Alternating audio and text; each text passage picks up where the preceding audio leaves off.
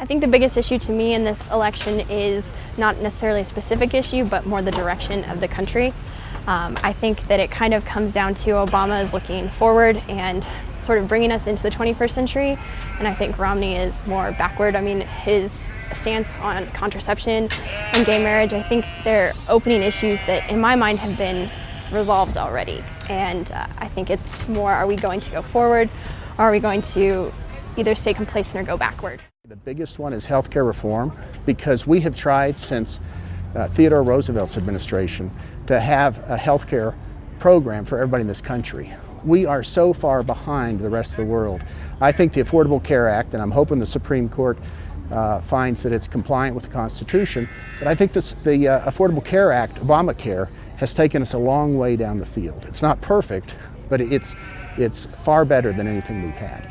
And I really am troubled that if Obama were to lose, we're going to go backwards. And I don't think health care will ever be taken on again because of the political dangers of it. Employment, funding growth, bringing money from offshore back onshore, job creation, all of that is very, very important. I am hopeful about the future. I think my generation is even better than the generations before. I think we're more accepting as a generation. I don't think color is an issue. I think gender's not becoming an issue, and I think sexual orientation is not an issue with my generation. Sure, I'm hopeful about the future. I think that I think our president is headed in the right direction. I think healthcare is the right thing to do. I like what he's doing with the gays in the military. I support what he's doing with immigration.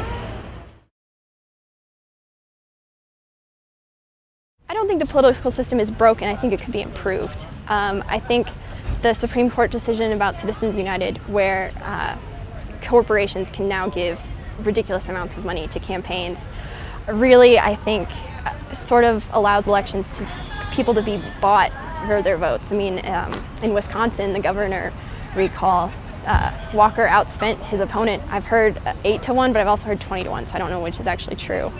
But I think that opens up a whole can of worms. I also think more people need to vote. We have terrible voter turnouts, especially in minorities, and it's really unfortunate that people whose voice really needs to be heard aren't. So I think that would fix the political system, is people using their right to vote and voting. I don't know how anybody can say the political system's not broken when Congress takes it upon itself to try to stop anything the president does because the president's doing it.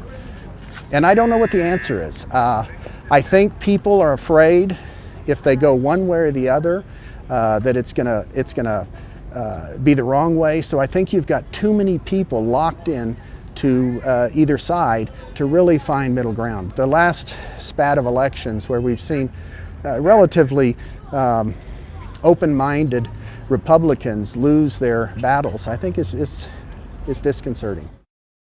I don't think so. I don't think so. As much as it seems difficult sometimes, that's how you know it's working.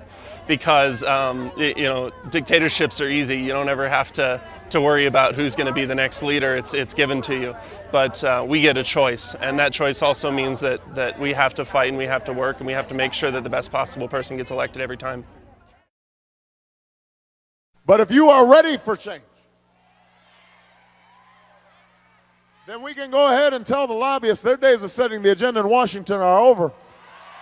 I would not take money from federal lobbyists. They have not funded my campaign. They will not run our White House, and they will not drown out the voices of the American people when I'm president of the United States of America. But if you are ready for change,